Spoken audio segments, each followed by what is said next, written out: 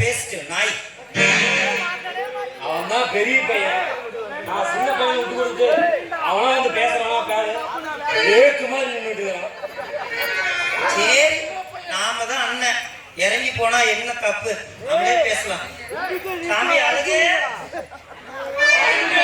அண்ணா அறிவே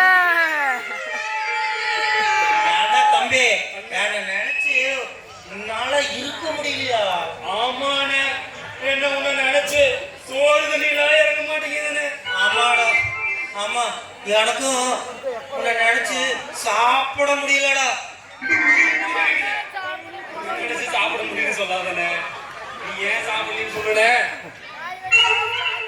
அண்ணே, உன்னை நினைச்சு சாப்பிட முடியும்னு நான் சொல்லல, அந்த டீச்சரை நினைச்சு சாப்பிட முடியும்னு சொன்னேன். ஆமாண்டா, எனக்கு அந்த டீச்சரை நினைச்சு சாப்பிடவே முடியல.